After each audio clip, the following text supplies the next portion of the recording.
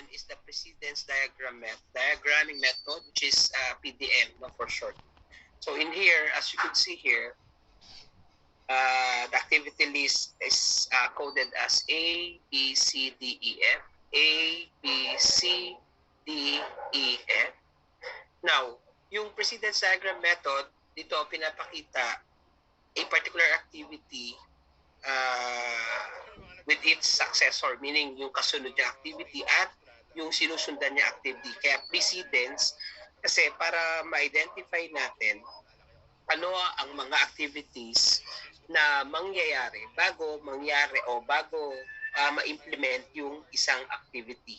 Sa madaling salita, yun yung precedence or yung predecessor kung tawagin. The other one, halimbawa, anong mangyayari na activity after doing this one, this activity A, let's say, in here, it's after A is C. So, ang tawag dun sa C is the successor of activity A. So, sa precedence, here, the box is, let's say, the activity here is start. So, it will split into two various activities, the likes of A and B, wherein A and B is the precedence of this, let's say, start. Then, after doing A, ang successor niya is activity C. With respect to C, ang predecessor naman niya, ibig sabihin, ang sinusundan niya ay dalawang activity. Going back to the arrow, as you could see, may dalawang activities para magsimula ang C. Dapat matapos muna para magsimula ang C, and that is activity A at saka activity B. Itong A and B ay predecessor ng C. Now, moving on sa C, ang successor ng C ay D. Ang kasunod ng C is D. Ang precedence or ang predecessor ng D ay C.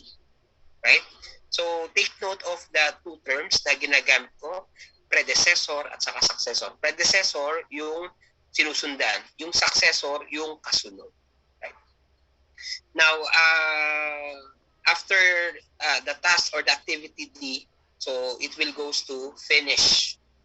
Kaya lang, para magkaroon ng milestone yung finish, kailangan dalawang activity ang magiging predecessor nito. It's activities D at saka F.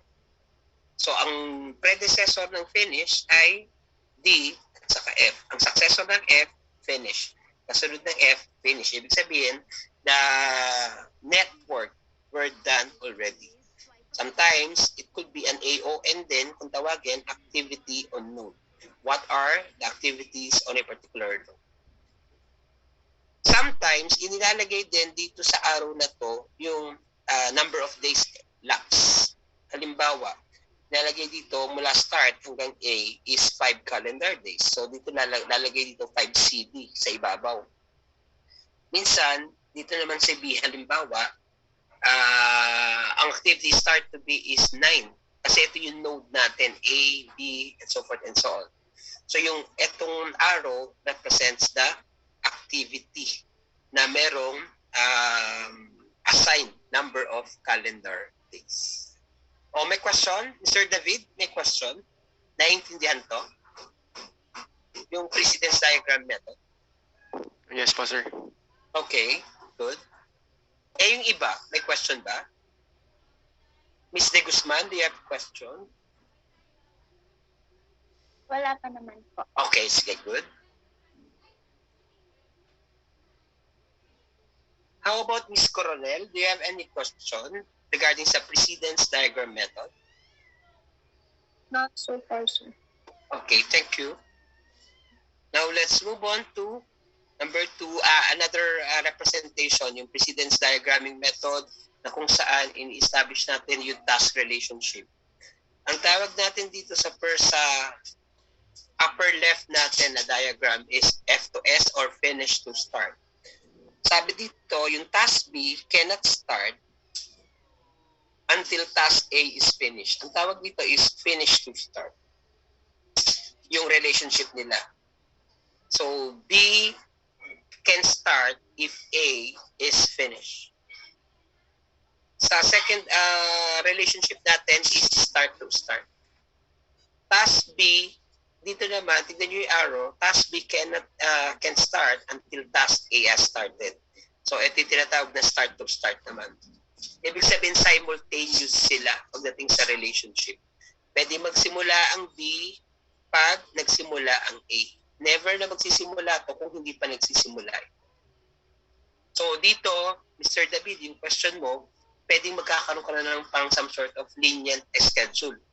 Pero ang restriction mo, never na magsisimula itong task B kung hindi nagsisimula ito. Unlike kanina, magsisimula yung B pag tapos na yung A. Dito, magsisimula yung B kapag nagsimula na yung A. Oh, yun ang difference. Nakita nyo yung difference? Dito dapat tapos ang A, dito dapat nagsimula ang A para magsimula yung activity B. That's the difference between finish to start at saka yung start to start. Parang prereq no sir, tsaka co-requisite po. Yeah, very good. The other relationship is finish to finish or F to F. Task B can't finish until task A has finished. So dito, dapat yung B matatapos if yung A ay tapos na, has finished. Finish to finish siya. Tapos, pag start to finish, yung task B can't finish until task A has started.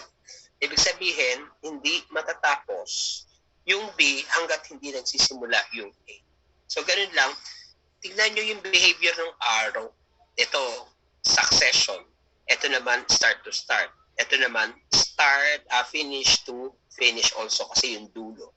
Ito naman, start to finish. So, that's how we will use task relationship based on the precedence diagram method. Oh, may question dito? Yes? Sir, may examples po ba kayo ng bawat isa? Na tasks po? Hindi, ito na yung example eh. So, kayo na mag-establish, ano ba, anong gusto mong example? Parang yung sa actual na po, sir, ganun. Ay, mamaya na. Kailangan na ba kagad doon? Di naman po, sir. Na-curious lang po. Dahan-dahanin natin ng konti, baka hindi makasunod yung iba. Pero if you want that task, meron talaga ako papakita sa inyo, mahihilo kayo doon. So mula from the clearing hanggang dun sa finishing ng, let's say, yung painting, meron ako doon. Mga activities na magkakasunod. Ito, it's parang conceptual in a way. Halimbawa, ito ay concreting yung A. Finish to start. Concreting to A, ano ang pwedeng kasunod ng concreting ng A? Dapat tapos yung concreting bago magsimula to. So, ito concreting. So, therefore, ang activity B, pwedeng stripping of forms. Tama?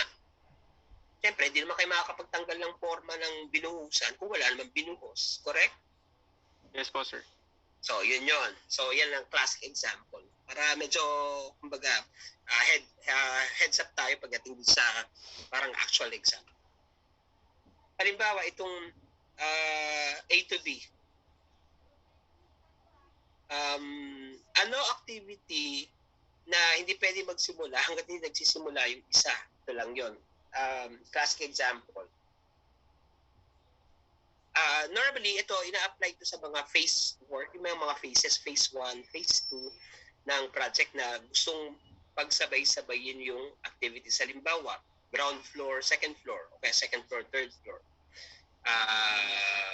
Simultaneously, pwedeng mag-start yung, halimbawa, yung painting sa third floor kung mag-i-start na yung painting sa second floor. Kasi normally, dapat ang painting pataas para mas limited yung repair works o kaya yung retouching. Kasi habang tumataas dapat yung building, yung construction, dapat mas konti na yung tinatawag na babalikan na trabaho. So, this is applicable sa mga facing works na kung saan pwede magsabay-sabay. Halimbawa, architectural finishes. Yan. Normally sa architectural finishes. Next. Itong finish to finish. Halimbawa. So, normally ito naman sa testing, sa mga commissioning kapag meron kayong mga pilot testing. Halimbawa, yung escalator, elevator, or anything na articulated na part of any building. Hindi matatapos dapat yung escalator per se o yung installation escalator without finishing first the trade testing or yung commissioning na tinatawag. Ang tawag doon, finish to finish. Hindi mo masasabing done yung escalator kung hindi na commission yung testing niya. Ibig sabihin, hindi siya nag-run through. That's finish to finish. Ito naman, task B can finish until task A has started. Ano ang activity na kailangang matapos pero dapat may nagsimula na. Example, yung permitting. Diba, normally, ang activity yung permitting requirement. Hindi kayo pwede tumapos ng construction activity na wala kayong permit. Dapat nagsimula na to bago kayo magtapos dito. Kasi magiging violation nyo yun kapag natapos yung construction nang wala kayong permit. So dapat nag-start na siya and it was applied. Hindi na kailangang makakuha mo na ng permit but nagpa-process na ng permit. Para if in case simultaneous parallel activities na tapos, ibig sabihin by that time, ibig sabihin allowed tong activity to na gawin kasi on process na ito at nag-start na siya.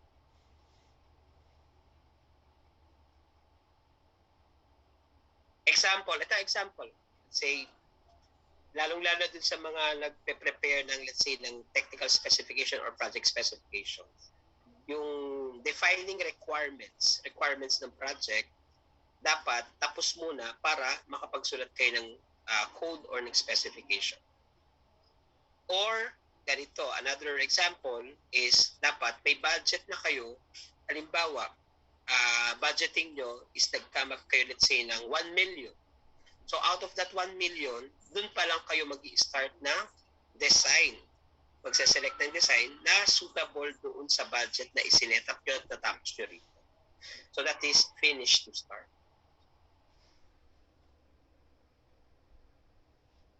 Pag start to start, ito. Hindi kayo makakapag-edit as activity B. Halimbawa, this is activity B. Hindi na kayo makakapag-edit kung wala kayong sinusundan. Dapat, yung editing will be done kung meron ng i-edit or meron ng naisulat. Ang tawag dyan is start to start. Normally, may mga float yan. Ito yung, let's say, palilibanan nyo muna ng 1 day, 2 days para meron na siyang parang progressive output bago makapag-start to. Ang point dito is that hindi na kailangan tapusin yung activity A para magsimula ito. Hindi kailangan tapos yung buong activity para mag-start to. Pwedeng immediately, given a slack time or float date, yung 2 dito, pag sinabing SS plus 2, ibig sabihin, start to start relationship plus 2 days. Para magsimula yung B, dapat meron daw na-start na yung A, tapos may plus 2 days bago magsimula si B. Another example, start to finish. Halimbawa, yung car engine starts A, then 2 seconds later, car starter finishes. Diba? After, for those dun sa merong sasakyan at meron na experience to drive. So, kailangan i-start yung engine. After which, after 2 seconds, matatapos na kagad yung parang engine starting at magra-run na siya after, let's say, 2 seconds and so forth and so on. Na kung saan natapos na yung activity na kung saan 2 seconds later is been undergone. Meaning, kung meron pang kasunod ito na activity, which is, let's say, activity C, and that is already the running phase ng isang sasakyan na nag-engine start. Then yung finish to finish. So let's say the activity is selecting the design. Dapat tapos na muna yon. Tapos pwedeng kailangan tapos muna to para makapag-allocate kayo ng funding. Finish to finish yun. Hindi kayo pwedeng mag-allocate ng fund kung hindi tapos yung design niyo. Parang hindi kayo makakapag-come up with finish, let's say, schedule kung hindi na-identify yung lahat ng activities. Ang relationship nito ay finish to finish.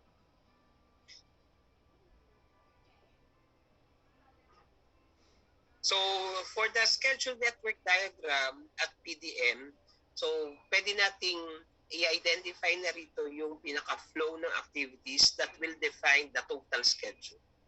So susundan lang natin yung arrow, kaya ang main purpose ng diagram is ma-identify natin yung duration ng project. Example, so mag-start, then A, then C, then D, and finish. So that's one network. Another network is start, then B, then C, then D, then F. So another network. And third is start, then B, then E, then F, then finish. The main purpose why we are establishing the diagram kasi para malaman natin ano ang critical path ng ating network diagram. Ito network diagram to, ito yung mga schedule diagram natin. Halimbawa, let's say 5 plus 3 plus 2 plus 5, parang ganun, number of calendar days. Dito malalaman nyo rito, yung pinaka-highest, siya ang tinatawag na critical path nung schedule or nung network diagram. So on the determination and integration, yung mandatory dependencies, normally that's the hard logic determined by the nature of the work to be done. Meaning, based on the activities that you identify. So normally, yung nature of the work should be as much as possible determined with the logical sequencing. Yung discretionary dependencies, this will depends on the project manager's point of view. Ito yung medyo may adjustments, ito yung medyo may tinatawag na flexibility. Yung external dependencies, relationship between project activities and then yun, non-project activities. Ano mga non-project activities dito? Supposed to be, let's say, ang mga project-related activities, yung let's say construction, of course, what else, turnover, inspection. Ano mga example ng non-project activities? Hiring of people, lalo na kapag galing to sa head office, o kaya let's say procurement or purchasing of materials kung hindi siya related dun sa project. Ibig sabihin, yung procurement hindi nangyayari sa project. Ang tawag dun ay external dependencies. Yung internal dependencies, ito naman, lahat ng activities is within the project. So, nandyan inspection, nandyan yung, let's say, formworks, concreting, steelworks, architectural, lahat ng kanilang mga activities ay totally dependent with each other based on the identified schedule na ibinibigay for a particular project. So, that is determination and integration. The third one is the lags and the leads. Ito, normally yan, gauges ito. So, yung lags, ito yung tinatawag na slack time. So, meron kang additional number of days. Ito yung techniques na kung saan, kung makikita nyo, let's say, this is a gauge or should we say a parameter of the number of calendar days a particular activity is to be done. Halimbawa, ang A activity has 4 units, day units yan, 1, 2, 3, 4. Then, automatic yung arrow na to will further tell that after activity A will comes activity B. Activity B whose duration is 3 days. Ang tawag dyan again is finish to start. You know, finish to start.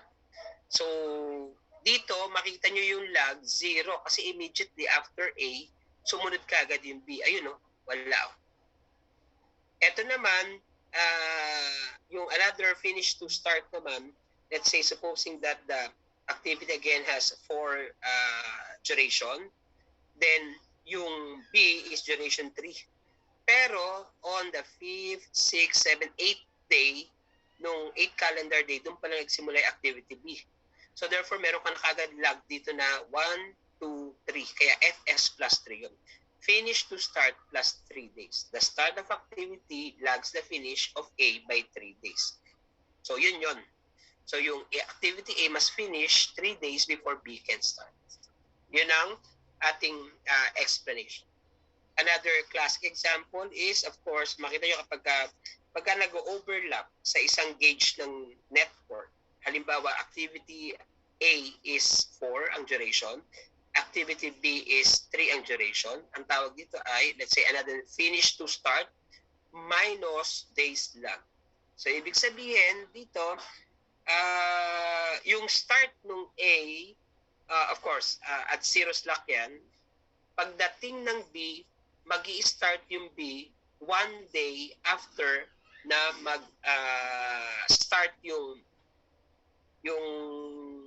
activity A. So, FS, finish to start relationship minus days lag. Activity B can start 3 days prior. Ibig sabihin ng prior, bago matapos yung A. 3 days prior. So, bilang 1, 2, 3.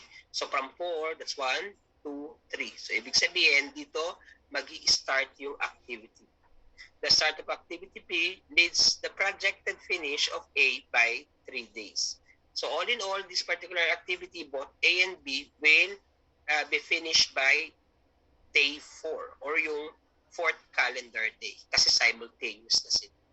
That's what you call lags and leads. Question? Sir? Yes? Buti po finish to start pa rin po siya, hindi po siya yung start to start. Yung alin? Yung sa third po. Ito?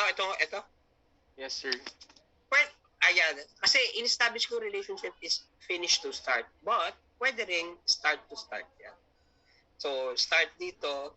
Tapos, let's say, lalagyan ko lang SS plus 1.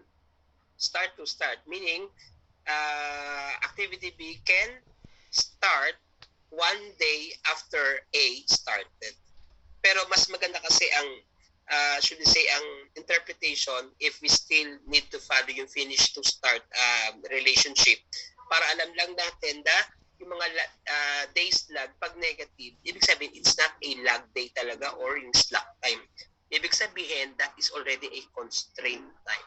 Pero just the same, pwede pa rin i-establish yun. Okay po, sir. Clear? Right. Thank you po. Pwede nyo i-interpret ng ganun yun. Na start to start, if you want to start, it's okay. Okay, start to finish or finish to finish.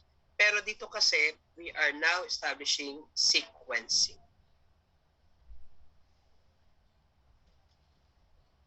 For the PMIS software application in generating the network diagram of the project that is used for number 1, monitoring, number 2, updating, and number 3, reporting. Yung monitoring, normally, syempre, actual project implementation yan so that all the engineers present sa site or naka-assign sa site will be aware of the target schedule.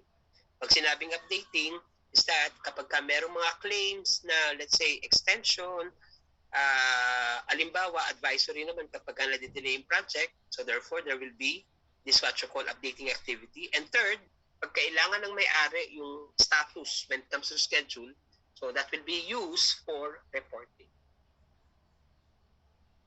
Ito yung mga classic example. Ginagamit ito, MS Project, may Trello. Ito Trello to, Trello. So sa atin, ang case natin, ang gagamitin natin, Project Libre muna. Since ini-inquire ko yung MS Project coming from Mapua kung tayo ay merong license. Kasi mas parehas mas convenient gamitin yun para just to tell yung, let's say, yung establishing na the relationship of all activities included in your project. So these are frequently used project management software. We have MS Project, we have Primavera, so other software applications the likes of Trello, Project.co, Toggle Plan, N-Task, FreeCam, etc. So hindi ko na-include dito yung Project Libre kasi bago yung Project Libre last year lang siya. During that time, wala pang Project Libre kasi ang meron pa rin is MS Project. Pero yung Trello class libre, ano rin to, free din to, pwede nyo i-download, pwede nyo ilagay sa laptop niyo. Kung if you want to make some practice about schedule. Question so far?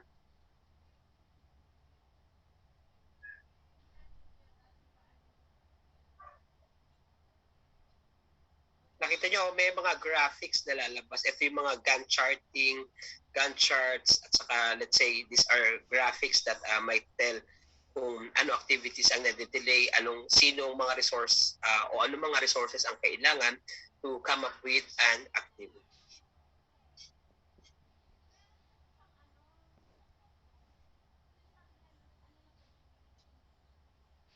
So we're done with schedule. So much more of the activities nito sa next meeting natin. Kaya lang next meeting is, I think sana, Joyce, sure na ba na walang pasok sa 24? Sir, nag-post na po ang ABS-CBN 20 hours ago, sir. Hindi, yung Mapua website. Sa Mapua po, sir, wala pa po, sir. So, antabayan natin yun. Pagka walang announcement si Mapua, still we have classes, ha? Yes po, sir.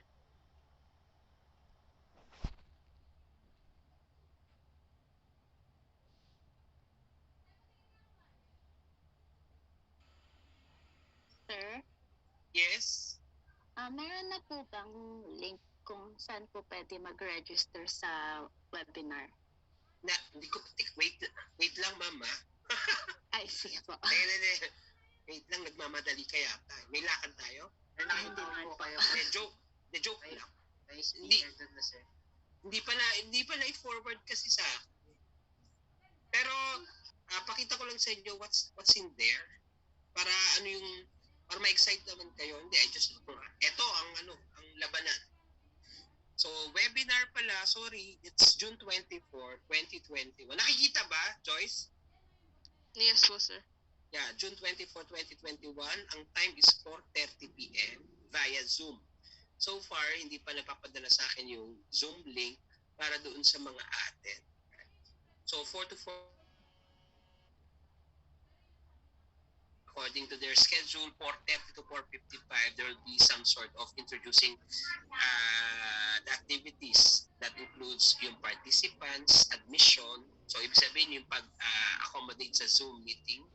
They have this opening prayer, the national anthem, and opening remarks. So, kasama na rito yung introduction of first speaker. The first speaker will be Engineer Cornelio Macapagal. I think, he is a sanitary engineer by profession. And his topic is about innovation of sewage treatment plant technology, a growing and timely industry. So we'll be discussing for around 45 minutes.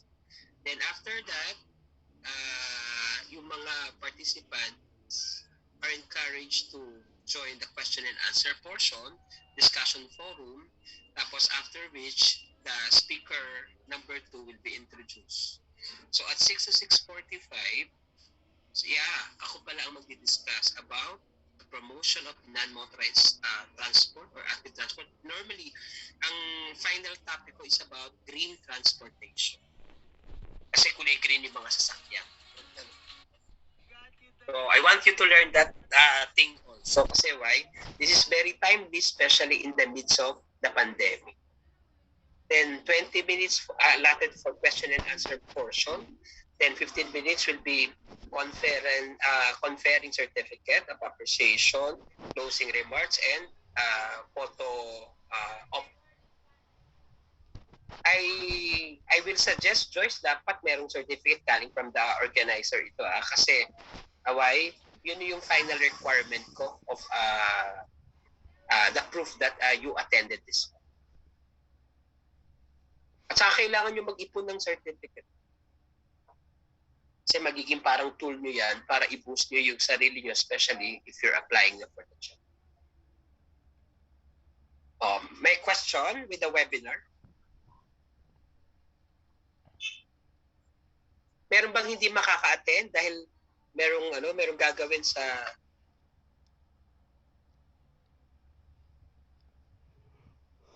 Ako po. Sino to? Sir Ginto po. Yes, Pero Miss sir, Ginto. baka maka-attend po ako sa bandang gabi na po. Hindi ko lang po Okay. masisimulan yung webinar po. Okay. You will going somewhere, gano'n? Or you'll be Yes celebrating po. Manila Day? Talaga? ano lang po kami na, kasi kakauwi lang po ni Papa. So, we decided po na umuwi po ng mag-visit po dun sa ano po namin, sa province po. Wow. Where's your province, Miss Quinto? Ano po, sa Candelaria, Quezon po. Bibisit lang po namin yung kapatid po ni Mama. Alright. Sige. Dapat talaga maklarify na natin yung kung may klase or hindi. Kahit ako kasi, why? Hindi ko alam kung magpe-prepare ba ako ng lecture o magpe-prepare ako for the webinar na pagdidiskusyonan ko, something. Pero kasi I really want you to learn other things, no? Other things from me. So makita yung project management yung ating subject, but I really want you to learn other things, especially transportation. Kasi that's, something na medyo mas, should I say, extensive yung learnings ko na dito. And I really want to share that with you so that I could inspire you to, to explore the possibilities that transportation engineering will be your turf. Normally, someday, over the next 3 years, kung kayo yung magpa-practice na. And I really want to see you there sa actual field. Then, the last part, do you have the copy na of the activity? You have now the copy?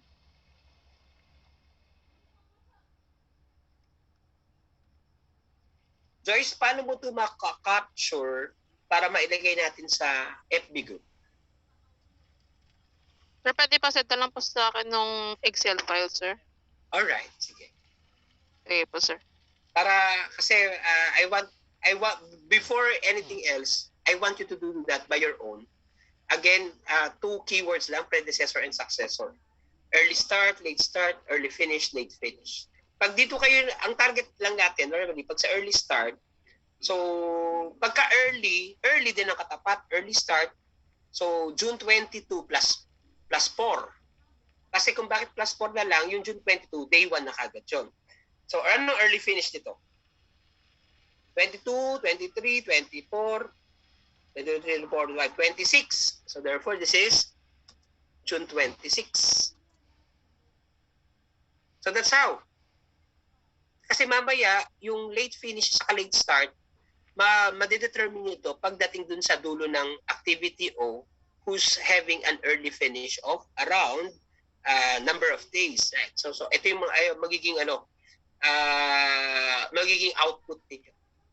Tapos, activity 1 at saka activity 3. So wala naman siya sinusundan, no? So therefore, pwede nyo nang i-assume na ito ay June 22 also. 2021. So again, pares June 22 plus 7 days. So ibig sabihin, June 22 plus 7 minus 1 kasi June 22 is the first day. So 22, 23, 24, 25, 26, 27, 28. So meron na kagad sagot na June 28.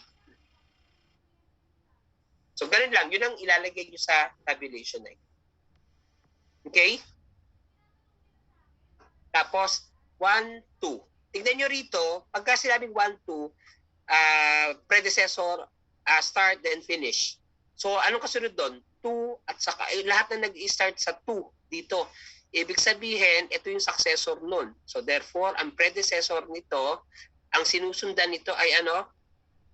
Code A. You know? Saan ang galing? Doon. You know, A is 1, 2. Siyempre, hindi magagawa yung C kung hindi tapos yung 1, 2 na yun. 1, 2, then 2, 4. Ano kaya successor nito? Ano successor ng 1, 2? Siyempre, code, ano? Ano sumusunod sa A? 1, 2. So, hanapin nyo rito, alin na may 2 dito. Yun na kagad ang successor niya. Anong successor niya? It's, ano? C po, sir. Very good. C. 1, 3. Ano ang predecessor? Wala. Ano successor? Hanapin dito yung 3. Ano yung successor niya? DND E po, sir. D, D po. at saka wala na. DNE. Wala na po. Okay? So, ay, ang dali lang pala. No? Sir, Yes. yung regarding po sa mina-minus po, pwede po pa-clarify po ulit yun. 7 days minus 1 po kasi 1 Oo. start po June 23. 22. Ay, ano po pala yung kailangan may minus 1 po? Ano po? Pag ganito, ito yung, kasi nilagay ko na kagad na yung lahat ng net ng schedule natin mag-start ng, basta activity na mayroong 1 is mag-start ng June 22. Ngayon, day 1 yon. Yes po. So, para malaman natin yung finish niya, sabi maglalapse ng 5 days. Tama? Ayun, no? Apo. So therefore, since June 22 ngayon, sige, kahit direct counting, 22, 23, 24, 25, 26. Kaya June 26, ayun. Apo. So ang formula lang para makuha early finish is early start plus duration minus 1. Okay na? Apo. Thank you po, sir. Yes. So I will leave this particular activity, no? Right? I want you to do it para magkaroon kayo ng relaxing time at huwag masyado dun sa Zoom meeting natin. But on Thursday, if you don't have class, I am expecting each one of you, no? I want it 100% kasi gusto kong ipakita sa department that my section, my students under me had really this what you call cooperation, participation with all the activities of the department. Kaya I am counting on you. Kaya ni-require ko na siya. Ibig sabihin, yung pag-attend nyo doon is graded. Okay? Kaya huwag kayo mag-alala kasi why? Everything will be taken care of. Clear ako doon? Yes po, sir. Clear po, sir. Right. Dahil dyan, pag wala ng question, ititigil ko na yung discussion natin. Kasi pupunta tayo sa... Yes? Sir, yung doon lang po din sa Excel file, yung sa LS and LF po, hindi po namin gagalawin doon muna yan. Wag na muna. Gusto muna pa, Mr. Ulayaw? Nagmamadali? Nagmamadali? May lakad? Next discussion natin siya, Mr. Ulayaw. Okay po, sir. Thank you po. Para tag dito. Pero if you want to work it, okay lang. Pwede naman na parang i-approximate yung paano kaya nakuha yun and so forth and so on. Pero kapag ka hindi, okay lang. I want the early start and the early finish call. Okay? Sir, tanong lang po. Yes, Mr. Fernandez. Sir, ano po final output? Excel po ba or PDF? Excel na lang. Hindi. Sige. Sige, ano na lang. Yung Excel, convert yun into PDF. Okay po. Pati po yung diagram po. Yeah, yung diagram is, of course, PDF. Magkakasama na rin po. Yeah, sa isang sheet. Okay po. Thank you po. Welcome. Any more question?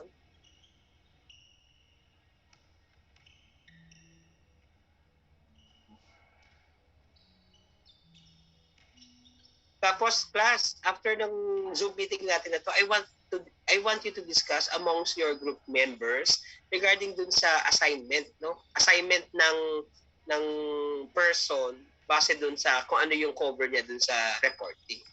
Halimbawa, project schedule, project details, project drawing, knowledge areas. So, i-strengthen natin kasi I really want you to, let's say, deliver a report na, alam niyo yun, na you're so much confident enough.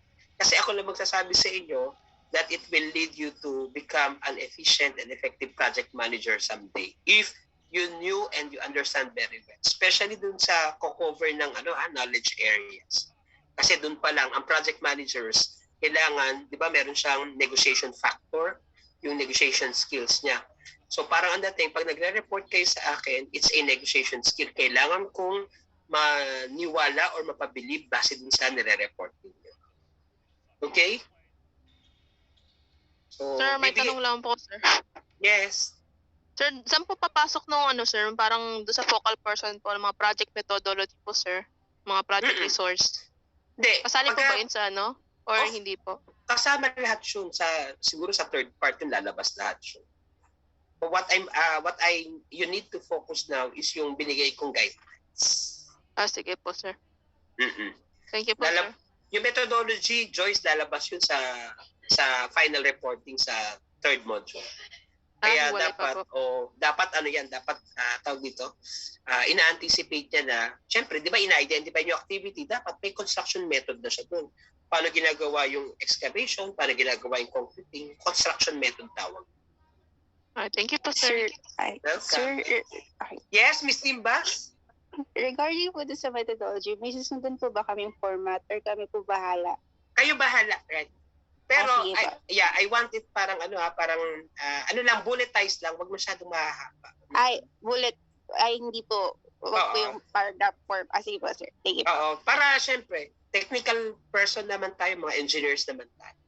So, Okay. sir, parang step-by-step process lang po. Yes. Sige po. Thank you, sir. You're welcome. May questions pa? James, may question ka? Wala naman po. Okay. Who else has a question? Yung report ng leaders, hindi ko pa rin nare-receive, ha? Yung regarding dun sa input ng mga members ninyo. Please send that to me. That's very important and it matters to me. Pwede ba? May mga leaders? Sige po, sir. Bali po, may mga grading po siya. Yeah, you rate your members in a scale of 1 to 10. 10 being the highest, 1 being the lowest. When it comes to their participation, cooperation, input, and of course,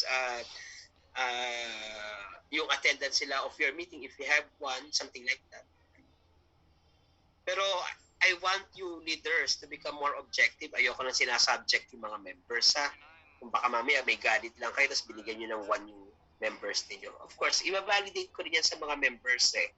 Kaya lang, I really wanted first that the leader should, kaya nga in-assign ko kayong leader, eh. Kasi why? I have high regards on you when it comes to managing your group members. Yun. So, meron na akong binibigay sa yung sense of responsibility at saka sense of accountability. Halimbawa, ako leader pili ako ng pangalan. Pero Gmail na rin po siya, sir. Yung alin? Yung report po. Either report. Oo. Sige.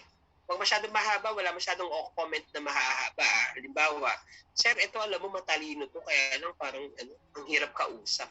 Kasi, tawag dito, pag tinatanong, hindi man lang nagre-reply. Tapos, sin lang ng sin sa mga chat. Yung mga ganon, gusto ko yung mga ganong reply. Nakuha niya? Yes po, sir. Mga leaders. Makakausap ko yung mga leaders. Sir, nang papasa po ba is naka-PDF form po, sir? Kahit kahit na messenger lang, okay lang. Sige po, Kasi sir. why? Yeah, it's very important to me. It matters to me. Huwag masyadong formal yung the way you evaluate them. Kasi why? Sabi ko nga sa inyo, if you're the leader, so hindi lang puro tayo dapat nagagalit. Dapat marunong din tayong magturo, mag-coaching, mag-mentor sa mga members natin. Kasi why? Diyan nakikita yung true leader. Okay? And at the same time, pag true leader kayo, you're also an efficient manager. Okay? Kaya papaandarin nyo rito yung human relation ninyo. Kasi kaya nga tayo project manager, di ba yung stakeholders skill natin of talking with other people, kailangan ma-practice yun na. Kasi lalabas yan, unang agad na mag-engage ko sa inyo, marunong ba kayo makipag-usap sa mga members ninyo? So, yun. Okay lang yun, straightforward pero wag masyadong tipong, tawag doon, yung puro negative lang yung nakita nyo, yung positive, wala kayo nakitang positive sa ka-members ninyo. Based naman sa nakita ko dun sa output ng reporting nyo, generally, it's okay lahat yung grupo. Gusto ko lang ma-rate further. Kasi why? I really wanted na, alam nyo yon yung parang reserved scores for the module 2 is manggagaling din dyan sa rating na yun. Okay? Do you know what I mean there? Naintindihan nyo ba yung gusto kong isabihin sa inyo tungkol doon, dyan sa rating na yan? Yung mga leaders ang kinakausap ko, Yes po, sir. Yes po, sir. Yes po. Yes po, sir. Kung paano nyo sila engage further, kailangan yung i-assert na kayo talaga yung leader ng group. Kaya pag nagalit ako doon, halimbawa, ang member, si Mr. Gayeta, ang pinapagalitan ko talaga doon, yung leader niya. Kuha nyo. I will normally tell the leader, oops, member na ganito, ganito. So, kanino pa yan? Hindi na ako magtitingin ng individual. I am thinking and I am seeing you as a group. So, hindi na ako magsasabi na, let's say, unless it's a parang graded individual recitation or graded individual participation. Pero normally, yung mga succeeding modules natin, modules 2 and 3, lahat yan group. I will not tell, halimbawa, yung alam ni Mr. Emiya or yung hindi alam ni Mr. Emiya is hindi lang para sa kanya yon, para sa buong grupo yun.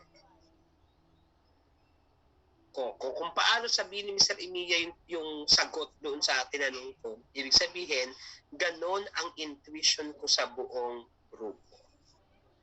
Para each and every member has roles to play. After all, dealing with the subject is a shared responsibility of all the members of the group, including the leader. Okay? Clear tayo doon? Yes po, sir. Naiintindihan. Ay, ganun pala kayo, sir. Group work pala to. Kaya pala hindi nag-individual grade masyado si sir. Kasi why? Output-based kasi tayo. Kaya please lang, kaya I keep on encouraging each one of you that every time you have a group work, pakita natin yung 100% cooperation natin, yung dedication natin, yung participation natin. If yung activities hinihingi para sa atin, bigay natin the best that we can at base din sa nalalaman natin. Okay? Kaya very crucial sa akin yung role ng leader. Kasi yung leader ang aking avenue dun sa other members. So, ganun ko lang siya i-address pagdating sa instructions and other deliverables. May question pa? Miss Lee, may question? Wala naman po, sir. Okay. Okay lang ba yun? It will make sense in the way I rate you now as a group, not as a particular individual member. Yes po, sir. Okay lang po, sir. Yeah, okay. Kasi baka merong, sir, I want an individual one. Kasi why? Yung galing ko sa exam, hindi naman kasing galing ng member. Something like that, to, yung team member ko, something. That's another thing. So, of course, may gauge tayo on that. But I want, kasi mas, may weight sa akin ngayon yung output din. Kaya dapat, doon pa lang, ipinapakita niya na yung pagtutulong-tulong. Kahit role niya yung knowledge area, dapat each one of the member should have input of everything. Hindi komot, kunyari, yung role lang ni Mr. Guzman, siya lang ang tumatrabaho, hindi kayo pwedeng tanungin, hindi kayo pwedeng magbigay ng input sa kanya, that's another thing. Dapat, each one of you has something na may contribution dun sa, meron ba tayong project schedule? Ito, pakisama mo to dyan. So that's how I see the group works. Naintindihan ba? Kaya pala. Okay. Dahil dyan, so we'll see you on Thursday. If may klase, magklase tayo. Pagka wala, we'll see you on seminar lang. Ha? Sir, may tanong pa ako, sir. Yes, yeah, go. Sir, dun po sa, dun sa Excel file po, sir. Individual po ba siya, sir? Email sa akin, right? Well, yes. Ano rin po, sir? Ano po nung file name for the activity, sir? Activity 1. Kahit tong parang last name, B2, activity 1. Last name, M2 na tayo, ha? M2 na. B2 yes, section, tas M2A1. Hindi, AC1 pala, kasi yung A1, Assignment 1 yun. Di ba meron na tayo nun? Tama? I gave you already the assignment, right? The estimate. So, yes, ibig sabihin, ang gagamitan na ninyo is M2, AC2. AC1 pala, sorry. AC1, Activity 1. Ulit, so ang file name is, we'll start with your last name. Then, B2, tama, section. B2, then, space, M2 AC1. So, lagay ko sa chat yung example para you have an idea.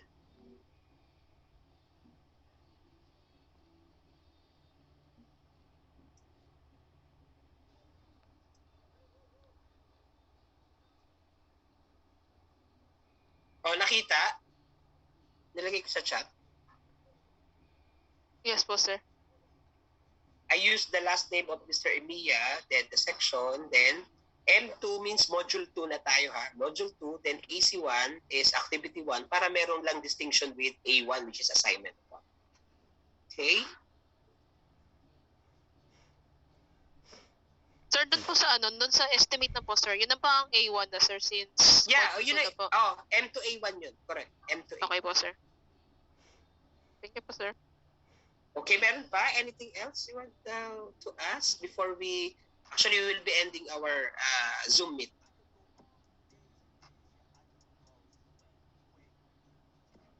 Tapos small things about instruction ko uli if in case meron akong mga post doon, palagi hindi ko nakikita kompleto 53 comments. Wala akong nakitang 53 comments sa lahat ng in-install ko doon na mga files, no? So the moment na nabasa nyo, just comment your name there.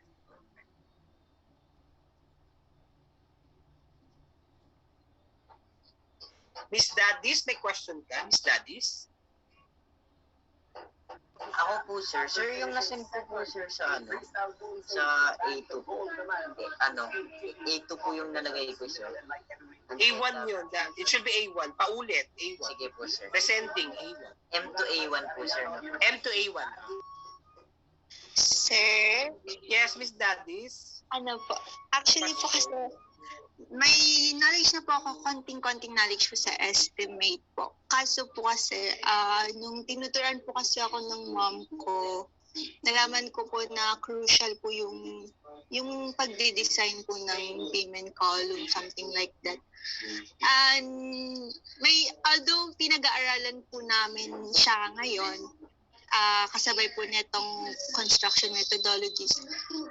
Medyo nahihirapan po kasi kami matuto dun po sa prof namin since medyo mabilis po siya magturo and medyo broad lang po or broad and surface knowledge lang po yung naituturo niya. So, di ba po, next meeting po po tayo mag-estimate.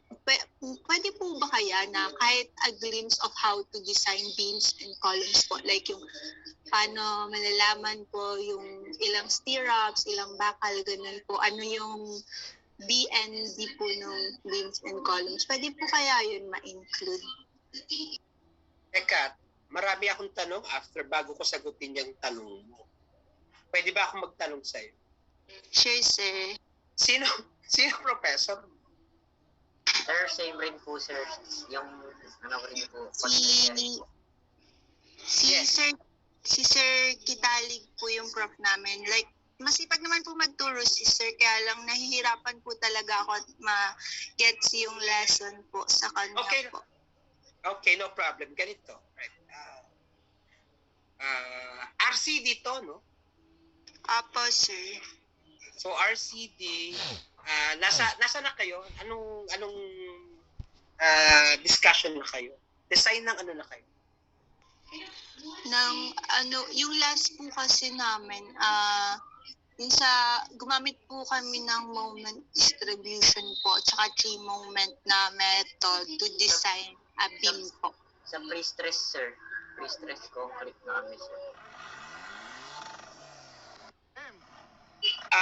Okay. So, ibig sabihin, dito, hindi pa kayo nag-WSD-USD.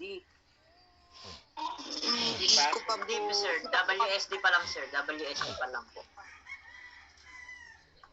Okay, kasi why? It's very important yung aspect na yun. Kasi doon pa lang, if you're using WSD-USD, doon pa lang malalaman nyo kagad kung ilang number of bars, let's say, na 16 mm diameter main bar, tapos 10 mm diameter stirrups, tapos space at mga ganun. Kasi ganun ang design, di ba? Dapat ganun. Kasi yung estimate, hindi masyadong, kumbaga, bumabase na lang siya base doon sa kung ano yung nakadraw, kung ano yung design na safe para doon sa figure. So, siguro, teka, how to deal with that one? Hindi, makikipag-usap mo na kay Sir Kitati. Kasi meron akong mga, baka hindi kayo payagan eh. Meron kasi akong, ang tawag dyan? Bar cutting list computers. Technique yon para malaman kung sa BIM, ilan yung bakal, automatic yung naka-Excel yun, computerized. Yan yung mga gawa ng mga tamad ngayon. Na, yung pala yun, madali lang pala, and so forth and so on. Pero syempre, kaya siguro niya kayo pinapadaan sa conventional para alam niyo yung hirap, para later on, malalaman, madidevelop niyo pala at makikita niyo, shucks, ang dali pala. Something like that. Pero makikipag-usap muna ako sa kanya, Miss Daddies, I cannot, baka alam mo na, di ba? Pero kung ano may share ko sa inyo, of course, I really want to share this with you. Kasi why? Para mas gusto namin mas magaling kayo lalo, di ba? Sige po, sir. Kasi yun po yung, di ba po last time, akala ko po kasi kailangan na rin po yung estimate. So nagpaturo po ako kay mami. Then, hinahanapan niya po ako ng ganun ng BIM design ng mami ko. So, sabi ko, hala mami, hindi ko alam kung paano i-design yung mga BIM. Sabi niya, paano mo i-estimate kung ilan yung bakal, kung gaano kakapal yung bakal. So, yun po. Right, okay. So, kaya nga dapat magtapat kami ng lecture nung kung ano yung design nyo ngayon. Kasi why? Mamaya magturo ako sa inyo ng mga development link sa estimate. Tapos hindi nyo pa pala nagde-design, di ba? I think it doesn't make any sense at all. Ayokong lagpasan yung design subject ninyo. Kasi why? Again, this is very basic when it comes to the board examination. Kaya I don't want you to push further na kaya to think na kailangan nyo pang i-advance. No, kaya sundan ninyo yung dapat yung tinuturo with you. So, sige, dahil dyan, i-scale down ko muna yung estimate natin until such time na sabihin nyo sa akin, sir, medyo confident na kami dun sa sinasabi ng design ng ganyan and so forth. So, okay lang. Thank you, sir. Right. Kasi ang assumption ko, ang gagaling nyo sa design eh. Hirap pa po. Hindi, syempre, much more practice. So, gagawin nyo na yung part ninyo. So, talagang ganon, no, at first. Pero the moment that maibigay ko sa inyo yung mga technique ko, may technique kasi ako na hindi ko pwede pang ibigay with you kasi baka mapagalitan ako ng teacher nyo sa RCD, teacher nyo sa still design. Kasi of course, may dinevelop kami siguro I think 5 years ago about paano mag-estimate ng bakal ng using ganito lang, yung arithmetic method lang, and so forth and so on.